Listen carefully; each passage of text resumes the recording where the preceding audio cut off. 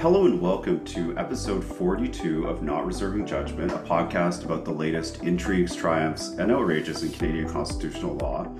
I'm Josh DeHaas, counsel with the Canadian Constitution Foundation. I'm Christine Van Gyn, the CCF's litigation director. And I'm Joanna Baron, executive director of the CCF. In today's episode, I'm going to talk about how professional regulators are limiting freedom of expression, depending on what you say. I'll walk you through the government's so-called charter statement, the Online Harms Act, and explain why we're not buying any of it. And we'll share our bad legal takes of the week, where we take a lighthearted look at some legal opinions that didn't quite land.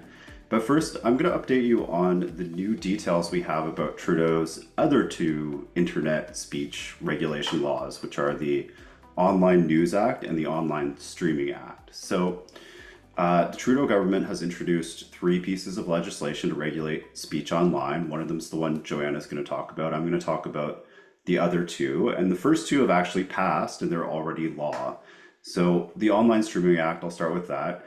This was created to supposedly protect Canadian content from disappearing and also to reduce racial discrimination against, Black and Indigenous TV producers. But to me, I think the real reason they passed these laws was that they thought it's going to attract certain voters who work in the Canadian media industry, and it's going to please Quebecers by creating more francophone content, and more importantly, it's going to shut up the big telecom companies like Bell and Rogers, who are no longer benefiting nearly as much as they used to from the special rules that they had used for many years to squeeze unearned profits out of TV subscribers. The Online Streaming Act gave the CRTC the power to require streaming services like Netflix, Disney, Spotify to send revenues that they had earned by creating shows that people actually want to a bunch of funds that will dole them out to favored groups. So to me, this is obviously a huge free expression issue because it means that if a person wants to express himself or herself by making music videos or films or TV or podcasts or whatever, and then selling that content to Netflix or putting it on Spotify like we do with this podcast, it's now more or less illegal to do that unless some small portion of the revenues are going to these favored groups decided by the CRTC. And people will say, well, it's always been like this. We've always had Canadian content rules. But those rules were easier to justify back when we were talking about TV and radio, because those go out over airwaves, which are like a physically limited resource.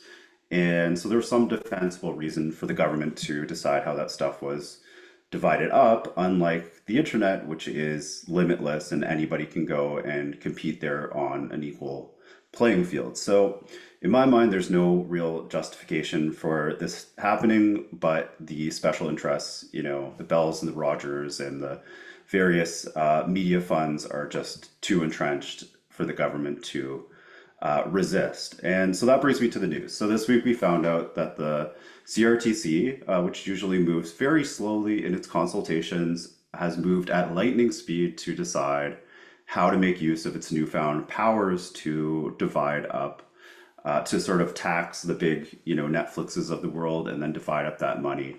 And they've told us exactly how this is going to look. So basically the streamers will be taxed 5% of their revenues, which at first doesn't sound like a lot, but if you're a company that your profit margins are, 3%, that's a huge amount of money.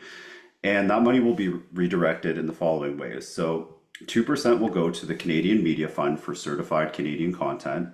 1.5% will go to the Independent Local News Fund, which Peter Menzies points out doesn't make a lot of sense because streamers like Netflix and Spotify don't really produce any news, or at least not sort of traditional news. 0.5% will go to the Black Screen Office or the Canadian Independent Screen Fund for BIPOC creators, or the Broadcasting Accessibility Fund. So that's a little strange because you're like setting up three groups, which are slightly different, very different. I mean, one's for people with disabilities, one's for just Black Canadians, and one's for broader BIPOC Canadians. You're setting them up to sort of fight for this 0.5%. Another 0.5% will go to certified independent production funds to support official language minority communities and producers from diverse communities. So I guess that means, I don't know, anyone who doesn't speak English or at least doesn't speak English outside of Quebec. And then 0.5% for the Indigenous Screen Office Fund. And then there's similar rules for Spotify. So that's the update on the Online Streaming Act. And we also have a big update on the Online News Act. And this, you'll recall, mandates that successful internet companies like the so-called web giants Google and Facebook have to pay news media companies for people sharing links to their content on those sites. And the supposed justification for this is that the web giants are stealing content, but that's absurd. Like, a mere link is not content, and the news media organizations desperately want those free links. And the idea that you should be compensated for links is antithetical to a free internet. So this is really just a shakedown again of the successful innovators to pay off entrenched legacy media who have better lobbyists. And Facebook famously took one look at this shakedown and decided to block news in Canada rather than paying news publishers to whom it owes nothing. And the Trudeau government assumed people would blame Facebook, but they're smarter than that, and they actually blame the government.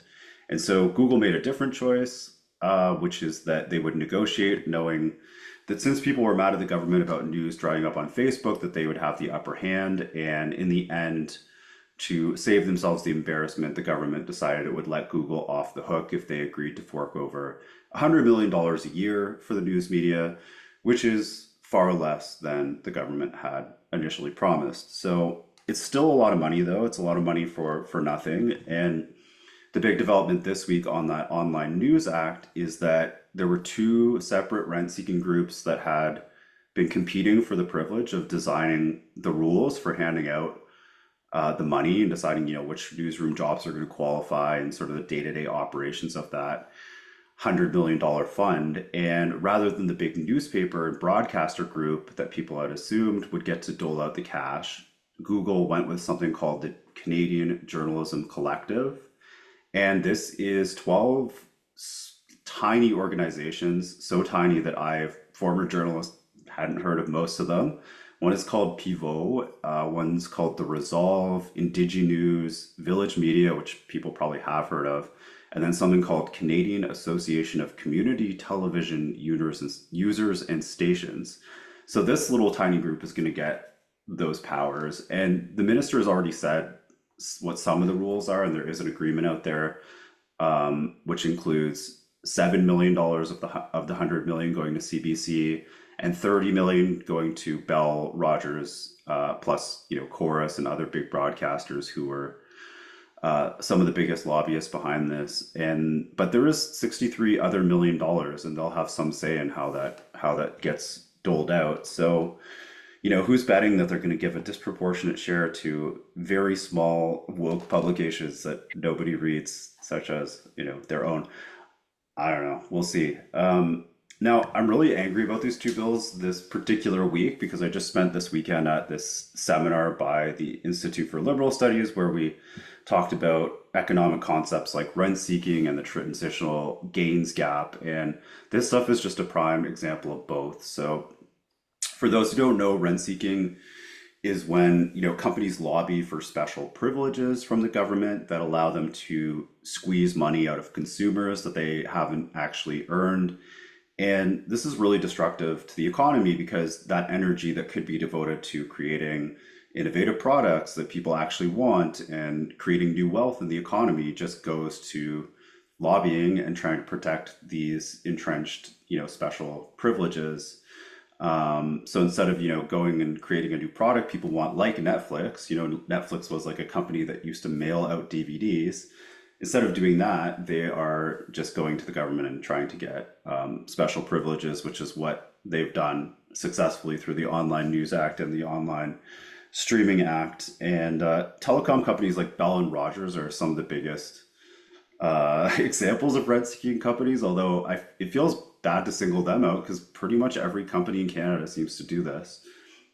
And I also learned about the transitional gains gap, which is this idea that while you're transitioning to a system with these special privileges, in the short term, you get these enormous profits for the company, and it looks really good for like shareholders. It looks really good for the people who get those, but over time, the company just shifts its focus to protecting those rents and to like protecting its special privileges, and they're not focused on improving efficiency or innovating or creating value. And that might explain why something like, Crave just took forever to get out and really kind of sucked for the first few years.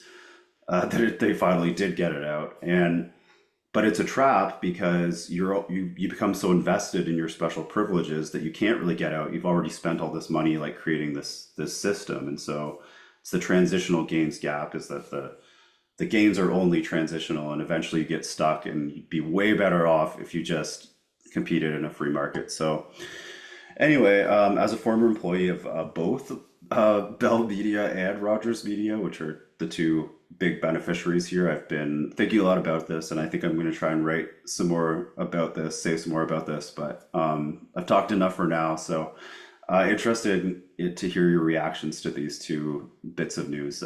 Joanna, do you want to go first? Yeah, well, we knew most of this, but I guess the headline is that the way it's being implemented is like even dumber than we expected. Like, I have never heard of Pivo or Pivot or the Resolve. I can't even remember what's Village Media. Is that like those like weeklies with like concert listings that I used to look at? No, it's so it's these sites like North Bay Today, Okay. or like Barry Today, and they were very focused on Facebook, and just like they do like the very quick news for social media, but it's like local, and they're somewhat successful compared to everyone else Like on Yeah, but this isn't list. it then like the government killed their business model, which was Facebook, and then now is giving them money? Yeah, so Like they were what? successful. They were successful. They found a successful business model. The government destroyed it, and now the government's just gonna like pay them back with Google money, like Yeah, it's just like classic. neo-feudal. Like Google just like basically out of like pity and some type of noblesse oblige was like, fine, we'll give you $100 million. And everybody's showing up like pigs at the troughs. Like it's just the whole thing is disgusting and completely unsustainable. I do think things like the Ottawa Declaration, which smaller media organizations like the Hub and some others have signed on to, is basically pointing out that like it taints the whole premise of journalism if you're getting dole outs, right? Like, how can you, bottom lines matter? So how could I trust you to like honestly report on the government when you're being fed by them? So I don't know. This is like but this is even more surreal and just like random. I don't really know what the thinking was here to apportion things in this way. What do you think, Christine? I thought I'd change things up. Instead of responding to any of this, can we talk about what happened on this week's episode of Heartland? You all watched it, right? What? This is like one, like one of these like headline marquee shows from CBC that obviously no one Oh. is watching. Um, like why we're giving so much money through these new laws, online streaming act, and no one is watching this content. Meanwhile, our YouTube channel has about 75,000 subscribers. We have videos that have 500,000 or more views.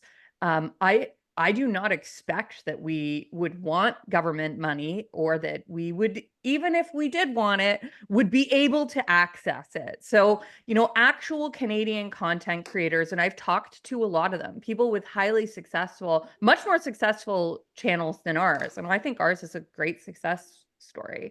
But people who are, killing it with Canadian content on YouTube, like they have no means of accessing this money. They are not the intended target, though. The intended target are big, old legacy media putting out content no one actually wants. So I hate this, obviously. And no, I don't actually watch Heartland. Yeah, the sort of like opposite version of that story is what we were talking about this weekend. So one of my board members is like a World War II history enthusiast, and he found this YouTube channel from this tiny British tank museum in like a random rural town in Britain that went viral during the pandemic, and now they do $2.8 million in revenue a year just from their YouTube channel, because Awesome. people around the world like to look at tanks. I am not one of them. I would assume this is a predominantly male audience, but it's just like, you know, there's your market is the whole world. There's a lot of things you can make work, but you cannot make Heartland work.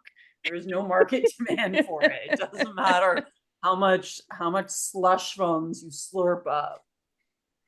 Okay, let's move now to my news headline. I'm going to be talking about something different. You guys are both talking about online streaming, online harms, this, you know, the Trudeau government's hate on for the internet. But I'm going to talk about something different. It's a project that I've been working on for a little while. I was asked by our friends at the Macdonald-Laurier Institute, which is an Ottawa-based think tank, to write a paper about professional regulation and freedom of expression. So as all of you listening will probably know, we at the CCF, we're involved in the Jordan Peterson dispute with the College of Psychologists of Ontario, where the nexus of the dispute was, let's say, some spicy tweets of Dr. Peterson's made some members of the public angry, and those members of the public went full Karen, and they reported him to the regulator of psychologists, who then said his tweets were very naughty, and they ordered him to go to re-education. He was going to have to pay some sort of DEI coach to teach him how to act on the internet. And keep in mind, this guy is like the king of social media. He has a massive online following. And he said, I absolutely will not pay for your speech coach and do this re-education. This whole issue sparked a lot of interest among public policy folks and from the public in general about how these professional regulators can police speech. So professional regulators, you know, a lot of Canadians kind of need government permission to do their job, whether they're teachers, lawyers, doctors, accountants, nurses, psychologists. And this permission is granted through professional regulators who are empowered by the government through legislation. So every Canadian, including those in regulated professions, have a constitutionally guaranteed right to freedom of expression. And these professional regulators don't have unlimited and freewheeling power to regulate every single thing that a member of the profession says or does. There are cases where off-duty conduct, private conduct, can attract attention and discipline from a regulator, but members of these professions aren't sort of required to check their constitutional rights at the door when they enter one of these professions. And as I write in this paper that's coming out for Macdonald-Laurier Institute, professional regulators really can only regulate off-duty speech where there is a nexus to the profession, where there's a link between the speech and the actual job that this profession is engaged in doing. And it needs the regulation of the speech also needs to be in furtherance of a public interest as it relates to that specific profession. It can't be like this amorphous public interest writ large. It needs to actually come from the statutory mandate of the profession. And even then, if there is a nexus, the decision of the regulator still needs to be justified and balanced. The infringement of the right to expression needs to be proportionate to the public goal being served. So in this paper, I look at a whole lot of different cases, including the Peterson case. But one case I want to talk about right now that stood out to me that was really interesting is a case called Hamza and the Law Society of Ontario. And it stands out to me because unlike a lot of other cases from professional regulators, in this case, a lawyer who was being disciplined, his right to freedom of expression was given weight. I'll start by saying that this case was pretty complicated. Hamza was accused by the Law Society of doing a lot of things that broke the rules of professional conduct. For example, he was alleged to have been unprofessional in his conduct with opposing counsel in an estate matter. He was alleged to have failed to cooperate with the Law Society in their investigation. It was alleged he had engaged in retaliation against people who had submitted complaints. He was alleged to have done a whole lot of things wrong. But for the purposes of this issue that I'm interested in, It was posts that he made on his website and on social media that were relevant and engaged the right to freedom of expression. And there were two distinct issues that he posted about. One was this issue of a prospective Ryerson Law student, or now Toronto Metropolitan University. And he had made a bunch of posts about this Ryerson student. And then the other issue he posted about was a University of Ottawa Law School project featuring women's experiences with COVID-19 and, documenting women's history, and stuff like that. So I'll start with the Ryerson student issue. So this Ryerson student had been featured in media for his life story. He was an immigrant to Canada from Nigeria, and he had fallen into a life of crime as a young man. Then he changed his ways, and he was accepted into Ryerson Law School despite not having an undergraduate degree or what was perceived as many as a high enough LSAT score to get into law school. So he was accepted. He then began crowdfunding to finance his education, and he posted about this on LinkedIn. And there were some people who were critical of Ryerson and of this student, including Hamza. And I'm going to read to you what Hamza said. This is not my language. This is Hamza's language. He said to the law student, "You could make it like deserving law students if you spent your youth working instead of selling drugs and disobeying your parents. Then you'd get scholarships for actually succeeding academically rather than begging for charity. Ryerson Law School is worse than clown school. Even even clown schools won't admit uneducated criminals. This is the beginning of Canada becoming a corrupt third world country." So that's what he wrote on LinkedIn. That's what Hamza wrote on LinkedIn. He then wrote a bunch of stuff on his own website, his law firm website, that was even more inflammatory and frankly racist towards both the student and the student's family. For example, he called the Ryerson student a, quote, slave, pretty bad, among other things. Then about the University of Ottawa project documenting women's experiences on LinkedIn, Hamza called this discriminatory. I guess he thought this was like reverse sexism it was sexist towards men. And then he said, the patriarchy provides women with the leisure to write history since men fight, build, and provide for them. In fact, women didn't write their histories because they didn't care to do so. Said history isn't sexy for women, among other things. So all of his comments are obviously pretty gross, and they led to complaints to the Law Society by members of the public, members of the profession, so other lawyers, and by that Ryerson student.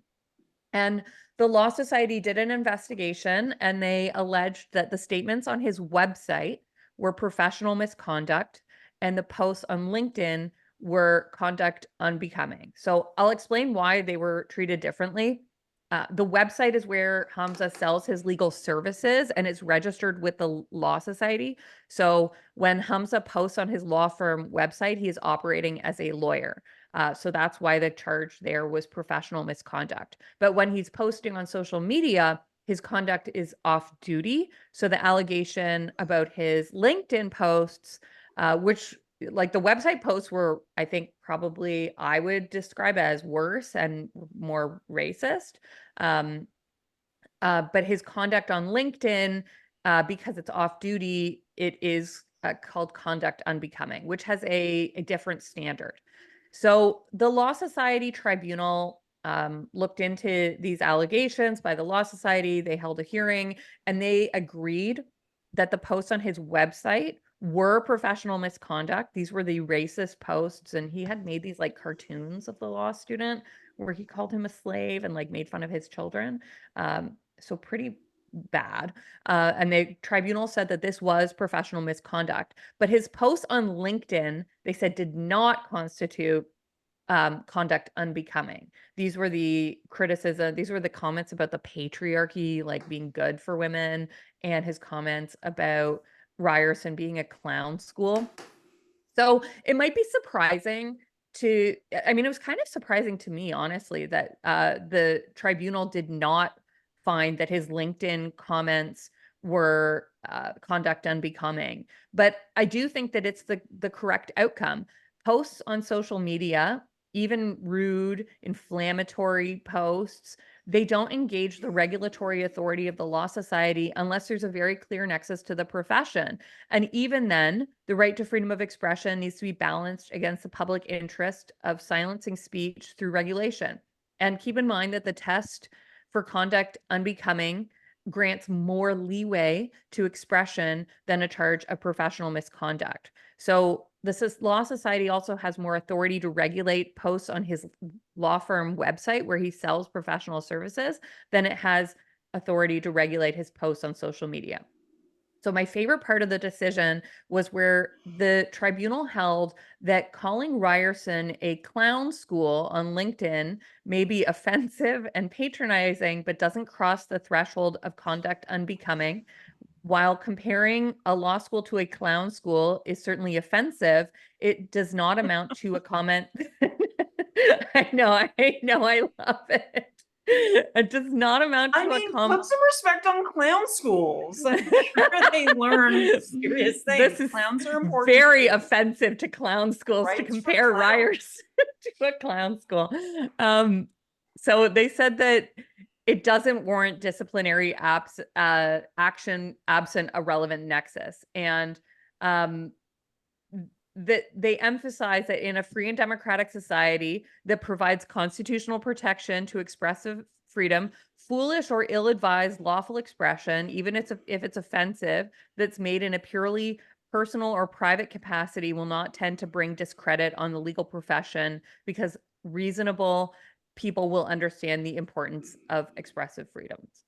So that's what they said about his Ryerson comments. I actually think it might even engage these other cases, like a case called Strom from Saskatchewan, where a nurse was critical of the public health care system. That was a case we were involved in. And this is, it's harsh criticism in Hamza's case of Ryerson and its academic credibility when it admits students without undergraduate degrees and who have criminal convictions. But I think that criticism of the system that you're a part of is a valid form of expression, even if that criticism is phrased in a rude way. So with respect to his comments about the University of Ottawa project about women's experiences, the tribunal held that reasonable observers might take offense to the commentary and to the tone, but the statements are not sufficiently close to the practice of law to have to actually constitute conduct unbecoming. And we shouldn't engage in, I mean, this is my commentary now, that I don't think that we should be engaged in tone policing as part of professional regulation. So frankly, this decision is not what I am used to seeing from these professional regulators and tribunals. It was a good weighing of his right to freedom of expression. But keep in mind that Hamza was engaged in a lot of other conduct that was really very, very serious. So even though he was not disciplined for his social media posts, his other frankly outrageous conduct, including his behavior as opposing counsel, the wild language he put in some court pleadings attacking judges, the racist and inflammatory posts he put on his website, all of this stuff led to the tribunal concluding he was ungovernable and revoking his license and ordering a $68,000 cost award against him. So, I mean, he's toast based on what the tribunal held here, even though they upheld his right to freedom of expression to say these things that he said on LinkedIn. He still had his license revoked for his other conduct. I think that the takeaway that's important in this case, though, is that the tribunal found that the regulator doesn't have freewheeling power to police speech. The power to regulate speech of a professional comes from the legislation that empowers the regulator.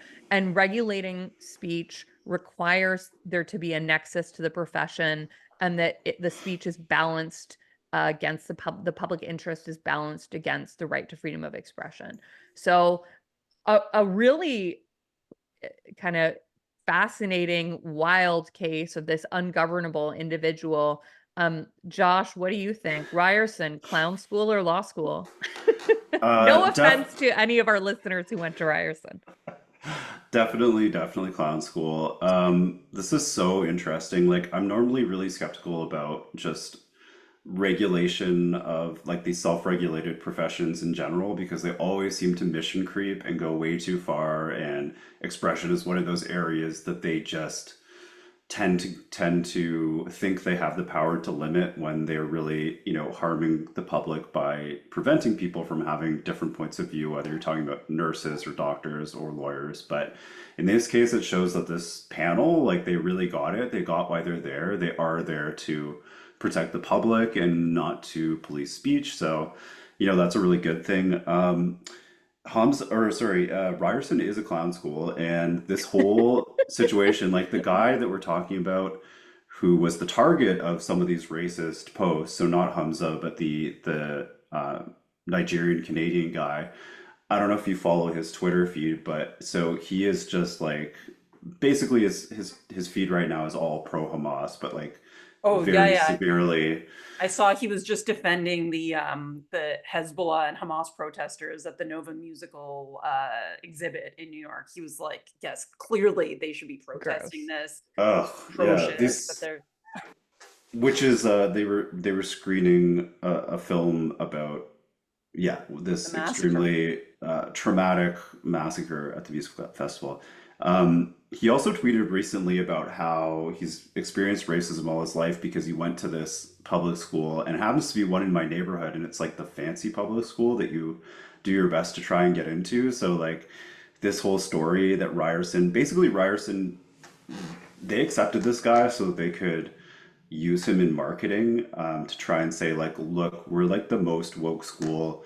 Their whole branding from day one has been, we're the social justice law school, which is kind of hilarious because every law school is a social justice law school, but they want it to be like extra social justicey. And so they were like, we're going to take this guy who has low LSAT scores, or at least that's what we that's what's out there, and who says he's been a victim of racial discrimination, and he's, that the only reason he became a criminal or got involved with crime in some way is because of racism, and we don't believe in that. And yeah, now he's suing clown school Ryerson, and so their great plan to use this guy to market how social justice they are completely blew up in their face, and they got what they deserved. So I think what's the everybody got tea? Okay, so I was looking at this individual. His name is Ish Adaramnu. I mean, all this is like easily Googleable. I was looking at him because I saw some just like disgusting tweets about the TMU letter and the pro-Palestine thing. But anyways, I got onto his page and I saw some of the details of the claim against TMU. And some of them had like very juicy details about people that I know and went to law school. And one was, and this is part of his claim against TMU, is that he had tweeted out TMU should hire Anna Maria and Anager as a criminal law teacher. That happens to be one of my close friends, and she would be a brilliant criminal law teacher. But anyways, the reason he pointed out this interaction was then the dean, a woman named Tony DeMello, who I also went to law school, said she was saying, you shouldn't tweet this stuff. Like, you shouldn't tweet, because I guess the subtext was like, you should hire more. She's also a Black woman, more Black women. And she was like, Anna Maria is one of my best friends, so you don't need to let me know that would be a good teacher. And then it says in the detail, Anna Maria later confirmed that she hadn't spoken to Tony in several years. Ooh. So anyways, and the other detail was, and then the dean of TMU, Tony, said, you need to kind of tone down your rhetoric because it hasn't worked out well. All these people are people of color, to be clear. She said, look at Hadia Rodriguez. She hasn't been able to get a job on Bay Street since she wrote her piece. So subtext to that is this woman, you guys know Hadia Rodriguez? No. She was like a lawyer, and she wrote, I'm sure you remember her piece. It was from a few years ago that went viral. It was called Being Black on Bay Street. Oh yeah, I do remember this. So, but as far as I know, and I was talking to Anna Maria about this week, Hadia's doing fine. Like, she's fine. So the whole thing, and this is the last detail that Anna Maria told me about Isha's claim, is he claimed that, so Ryerson or TMU offered him student housing, so like free housing in downtown Toronto, which is pretty good. And he was like, no, I need my own apartment. So part of his claim is that like they didn't give him a full ride and they didn't give him money for an apartment. So yeah, Wow. all of these people, besides Anna Maria, who's an amazing person, and when she saw this, he was like, "What do you think of my claim?" She was like, "How does that help your claim to like bring up this awkward thing about my friend who I just have been like busy and haven't like the whole thing is just so awkward." So yeah, So the all of these one thing I people would deserve say to burn is in hell, that basically. whatever this law student has subsequently done, he did not deserve Of to have course Hamza not. write those things. Oh, Just like to oh yeah, clarify. that's Yeah, yeah. completely racist and inappropriate. I'm just saying, yeah, the circle of bad litigation and bad karma seems to It's a be big hot mess. Like there's so yeah. many like weird strings you could pull out of this. Like honestly, read the Hamza case because the Yeah. stuff that he did is wild. Like I actually think the tribunal was able to reach the conclusion that his speech on LinkedIn didn't violate any of the standards for conduct unbecoming because they were just going to revoke his license anyway for like all the other wild stuff that he did. So they kind of were able to, say this part was fine, but because they were already going to bring the whole hammer down on him for everything else he'd done. I'd be interested if the sole complaint was about what he had posted on LinkedIn, what if the result would have been the same or different. But they had enough to work with. They didn't need to have any finding on his LinkedIn posts. But let's move to a break, and then we'll talk about Joanna's headline. Okay, so I have just a few things to say about this charter statement, which was made public last week about the online harms bill, Bill C-63. And I have a piece that's out today in the Hub about this, so we'll link to it. So basically, charter statements was a practice that was adopted by the Liberal government, and they came into power in 2015. And it was part of this whole tagline that they had that we're the charter party. It was Pierre Elliott Trudeau who enacted the charter. And so we're going to be the party of the charter. And anytime we propose or pass a new law, we will run it through the Department of Justice to analyze it to make sure that, everything that we do is bound by the charter. And some people at the time took this seriously. So, for example, Grégoire Weber, who's a pretty serious constitutional law academic who worked for the government at the time, said this is fulfilling the government's promise to respect, promote, and protect rights, and it will protect the charter's influence within the inner workings of government.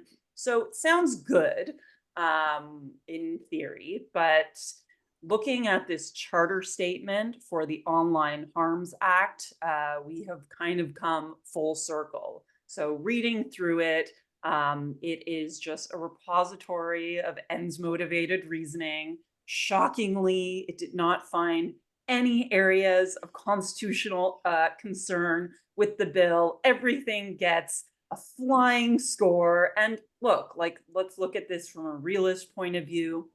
This is a document that you would say has very little truth value. Because of course, if there is a constitutional challenge against the online harms bill, which seems likely if it ends up passing, it will be the Department of Justice that will have to defend it in court. So of course we should expect that it's going to be a sales job for the bill. But we can also look at it, and it's also useful in pointing out where the possible pressure points are, where the weakest arguments are. And also what really stands out to me is that it completely doesn't engage with some of the most trenchant critiques of the bill that we've heard from across the legal community since this bill became public in late February. So first, it analyzes, or I'll just touch on a few points. It's about a 20-page statement, and it's honestly very repetitive and a bit tedious. So I'll just touch on a few things that really stood out to me. So it analyzes the new standalone crime motivated by hate, which is section 320.1001. which makes any crime motivated by hate punishable by a maximum life sentence. That means that a simple criminal mischief or vandalism charge could result in a lifetime jail sentence. So understandably, this raised some alarm bells across the legal community. And the charter statement carries the conclusion that quote unquote potential inconsistencies between this proposal and Section 7 Principles of Fundamental Justice have not been identified. Which is curious wording, because they're not actually saying they think it's constitutional. They're just saying we haven't identified anything that could be a problem. And this, of course, and they go into the fact that judicial discretion in sentencing will save this from any possible disproportionate punishments. And this is exactly what we've heard from Supriya Dwivedi, who is a special advisor to the Prime Minister, Arif Virani, the Justice Minister himself, that nothing to see here. We can just leave this to the discretion of judges, which, first of all, it's a tenuous proposition that pure discretion can save any law that is unconstitutional or could be applied unconstitutionally on its face. And then second of all, this completely avoids engaging with how sentencing guidelines and sentencing guidelines that are in statute are actually used in the criminal justice system, which is, first of all, at a sentencing hearing, a Crown will say, Your Honor, you have a sentencing range at the low end of, let's say, a conditional discharge or a custodial sentence, at the high range, in this case, life imprisonment. And so the window of sentencing options has just significantly shifted. And most Canadian judges will try and find something that's sort of in the middle. So the middle has just significantly shifted. And of course, this will have impact on plea bargaining and plea negotiations. So that's not addressed at all in the charter statement. It just says they haven't found any potential inconsistencies. You're good to go. So then with regards to, I think, probably the most controversial part of the bill, although hard to say, is the peace bond provisions, so this is where a judge can order a prophylactic peace bond order that could make you avoid certain places, submit to a curfew or a house arrest if it's suspected or reasonably suspected that you might create a future speech crime. So just to quickly recap, the two major critiques of these provisions were, first, that it's inherently speculative, the idea of future speech, unlike other contexts where peace bonds are imposed, where there's something of an objectively observable pattern of behavior or preparation, like terrorism or domestic violence. A future speech crime is inherently speculative and also based on an amorphous standard of hate speech. But the bill also repeats the talking points the charter statement, I should say, repeats the talking points that we've heard from the government, which is that peace bonds have been used throughout the criminal justice system. They can be expected to be applied proportionately and only based on an adequate threshold of proof. And again, it doesn't really drill down on what the actual concerns are with this provision. And then it turns to the provisions which regulate the platforms themselves. So to recall, the Online Harms Act would require platforms to mitigate the risk that people are exposed to harmful content, presumably through flagging and blocking content. And the fines are significant. They're up to 6% of global revenues or $10 million if they get the judgment call wrong.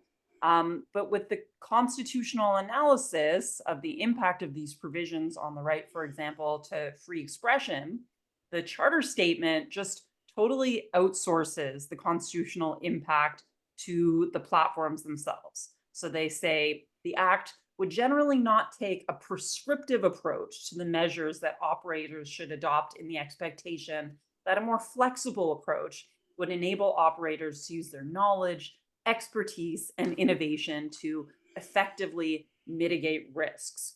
So that's a lot of $100 words to say basically, we're going to leave this to you and trust that you can sort this out. We're like throwing you the hot potato of drawing the line that is notoriously fraught to draw between the line of awful but lawful and hate speech. But if you get it wrong, don't get it twisted. You're still on the hook for the $10 million.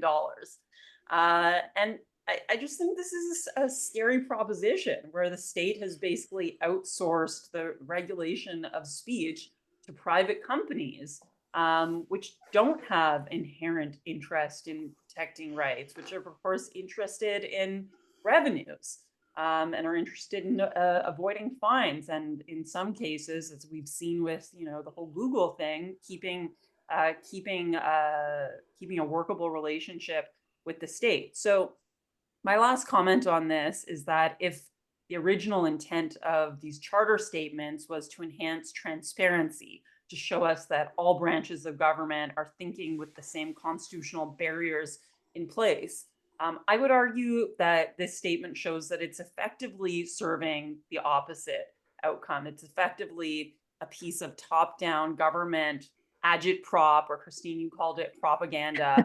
And it has the effect that, like Supriya Dwivedi and Arif Virani and other government spokespeople, I'm sure they have more than a few brain cells to rub together. And it would have been more useful for me to hear how they made sense of the constitutionality of the Online Harms Act, and where we had an honest sense of how they made sense of it. And instead, they're just out there just repeating these talking points, which now are, we can all read them. So essentially is just marching orders for government talking heads. So in my view, it's undermined transparency. Josh, you gave me some very good edits and suggestions on this piece, which I'm really happy how it turned out. What do you think about the charter statement? Yeah, so I think one of the things that it doesn't engage with at all, and you can see why, because it's easy for them to sort of dodge this if their goal is to just say, look, this is all perfectly constitutional, is the chill effect. And that's probably the biggest problem with these speech provisions is, like you say, they're saying, well, we're not limiting speech. It would be the social media companies that decide how this is implemented, and we're not being prescriptive, so it's fine. But they're always going to err on the side of taking down more content because they don't want to deal with the, huge fines that they'll face if they get it wrong. And we don't know what the regulator is going to decide, when they're going to decide to impose those fines or not. So that's just going to lead them to take down a lot of speech. And then there's the part about the, Section 13 of the Canadian Human Rights Act that'll give the tribunal the power to fine people up to $50,000 and hand out damages awards to people who have faced discriminatory speech online. That creates an enormous chill effect because it's so hard to know where the line is between what's legal speech and what's like constitutionally protected, and what speech can be outlawed even after we were supposedly given good guidance on that in Watcott. And something that I find really curious about the law as I was reading the charter statement is they say, okay, well, this is fine, this is legal, because we're taking this definition from Watcott that the Supreme Court said, this definition of hatred, and we're putting it in the law so the Human Rights Tribunal will know that they can't go after people unless they meet this high standard for what constitutes hatred. And the standard in the law is detestation and vilification that they've written into this this bill C-63. So discrimination is defined as detestation and vilification, but it doesn't include things like disdain or dislike or belittling or all these things that are basically synonyms for detestation or vilification. But the actual court decision says you can only outlaw hatred if it is the most extreme forms of detestation and vilification. So they're not even following what the Supreme Court has said. What they're doing is they're using a much lower standard, detestation and vilification, than the actual standard that we've been told, which is the most extreme forms of the emotion of detestation and vilification. So I just think like even that the charter statement doesn't really engage with, right? So yeah, agitprop, I think that's a fair word. Even propaganda, maybe that's going a bit far because I don't think they're necessarily all that conscious of what they're doing here, trying to manipulate us. But it's pretty much a joke, these charter statements, and they do, I think, more harm than good. Christine, what do you think? Yeah, the charter statement is not a legal opinion, right? Like a legal opinion would go through the risks, the constitutional risks, and where the weaknesses in the argument are. Legal opinions are privileged, so I don't expect that we would have access to it, but don't get the two things confused. And I think that part of the intention of the government actually is to confuse the public, is to make the public think that this charter statement is a legal opinion. So that's why I do call it a propaganda tool. I do think part of the intention of the government in releasing these is to convince the public. It's not to give a objective legal opinion about the law. And we know that it's to manipulate the public because they give this opinion in advance, I think. It seems like they do, to the public facing members of their government, or at least they give parts of these talking points to the public facing uh, people who work for the government, like Supriya, who then goes out and writes an op-ed for the Toronto Star, kind of regurgitating all of the things that we see in this charter statement. The charter statement also took nearly 100 days to come out after the release of the legislation. So it was clearly something that was being worked on. I think it was worked on in collaboration with communications parts of the government because it's a communicative document. So I view it as a propaganda tool. It's not a legal opinion. I don't take it seriously. There's nothing new in it because the government comms people already went out and said all of this. So I don't know that if it has any useful purpose at all. I I was not surprised by anything I read in that document. But let's turn now to our bad legal takes of the week, and I will go first. My bad legal take goes to former Canadian Supreme Court Chief Justice Beverly McLaughlin, who honestly, when I went to law school, I had a lot of respect for Beverly McLaughlin. She had some real banger decisions about freedom of expression. Her views on the issue kind of have shifted over the years as she, until very recently, was a member of the Hong Kong Court of Final Appeal. That is the highest court in Hong Kong. And it has 5 non-permanent judges from common law jurisdictions, and one of them was Beverly McLaughlin. She was appointed in 2018, and she was reappointed for a second term in 2021. And she announced this week that she was retiring from the court. Her role on the court has been controversial because, in part, of the Chinese national security law, which came into effect a few years ago. That's a law that threatens, or worse, civil liberties. It's been used by the Chinese Communist government to arrest and imprison political dissidents in Hong Kong. And many people, including me, have viewed McLaughlin's role on the Hong Kong court as providing political legitimacy, political cover, and window dressing to the Chinese Communist government in their political repression of dissidents. McLaughlin has defended her role in the court, saying that it's the last bastion of democracy and that resigning from the court would have done more harm than good. Now, her retirement is good. I think it's good that she's not on the court because at least that political cover has ended. But I think we need to consider the fact that she's been on the court for so long. And we also should look at what she said when she announced that she was retiring from the court. She didn't say she was retiring because the court lacks legitimacy and undermines, the rule of law, that it's damaging fundamental rights of people in Hong Kong, that it's a tool of the Chinese government. She said she just wanted to spend more time with family. And compare that to the statement by one of the British judges, Lord Sumpton, who resigned from the Hong Kong court last week at the same time. He also resigned. And he said he was resigning and that the city is slowly becoming a totalitarian state and judges are being compromised by an impossible political environment created by China.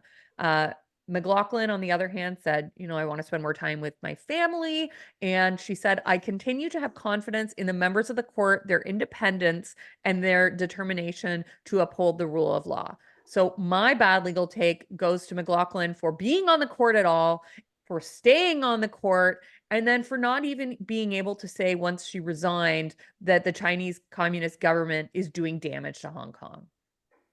Josh, how about your BLT?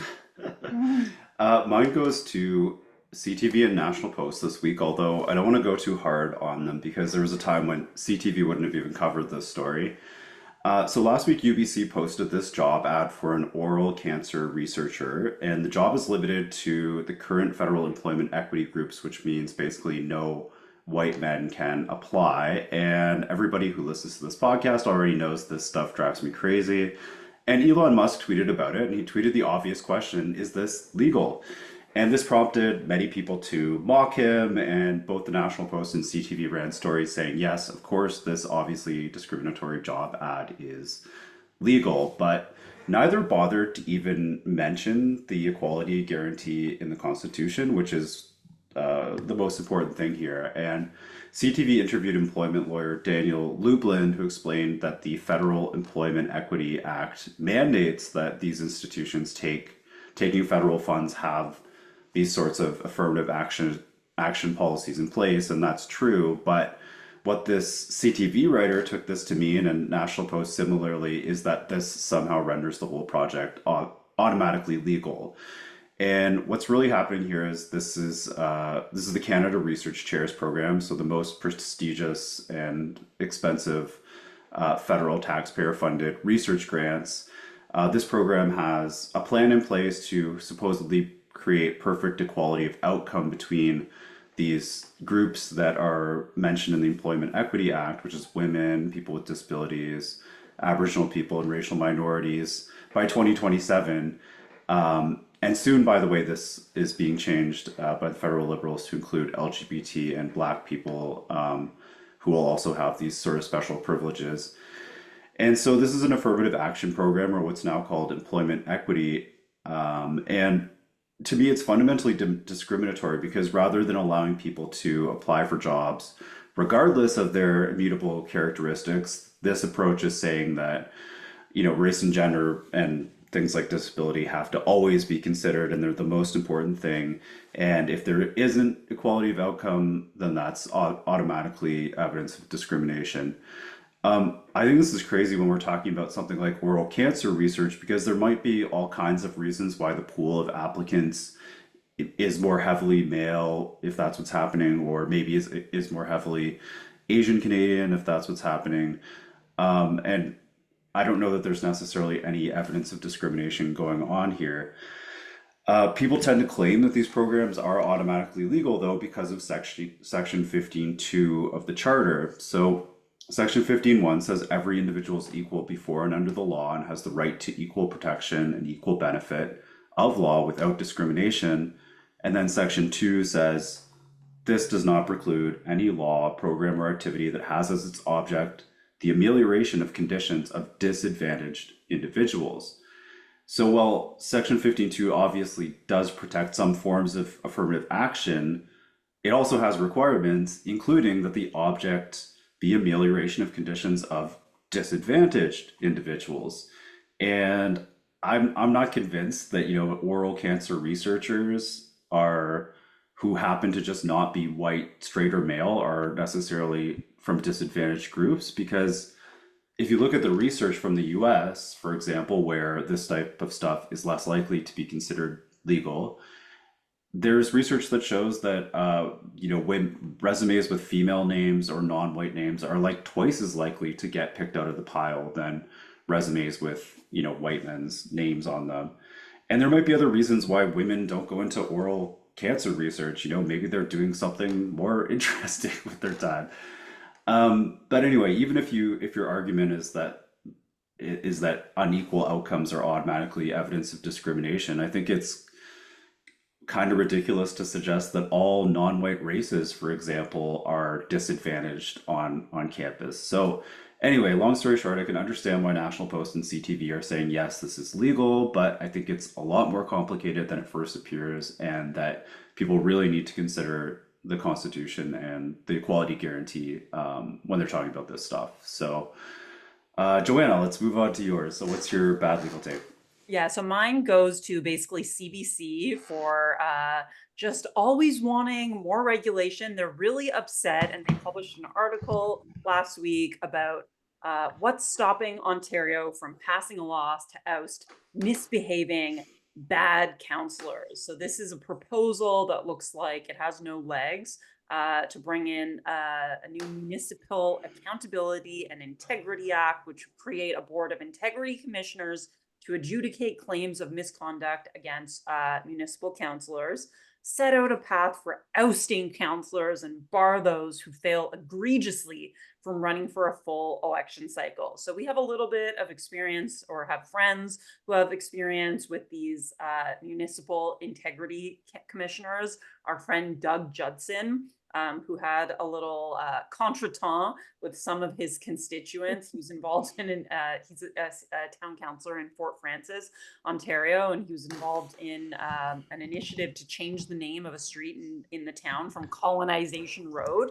And he posted something on social media that this was that the people who were vigorously opposed to this were white senior citizens. And for this crime of referring to them as white senior citizens, the integrity commissioner required him to give a public apology, which he refused to do, and he won his case. Anyways, all of which is to say, these integrity commissioners and these codes of conduct are famously liable to being weaponized, used for political retribution, being used to silence legitimate speech.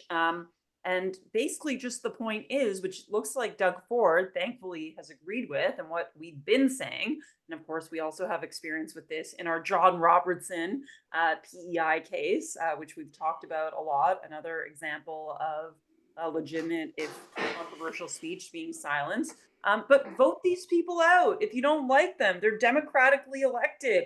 Don't bring in new bureaucrats who are gonna, resort to their rule book to hide behind alleged neutral processes. Like, it's democracy, baby.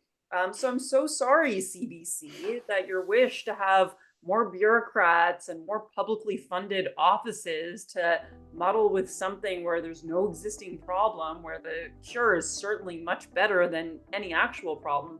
I'm so sorry that it doesn't seem like it's working out for you. Go enjoy your Google money. Thank you and good night.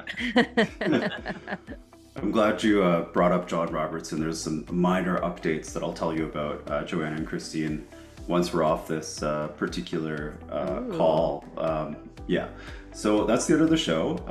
As usual, we hope you'll rate us, review us, and subscribe if you haven't already. And you can support our work by subscribing to the CCF's YouTube channel, which has 76,000 subscribers, as Christine mentioned, by following us on X, by visiting our website and signing up for our weekly Freedom Update newsletter, where you can hear about everything exciting that we're doing, plus get all the latest legal news.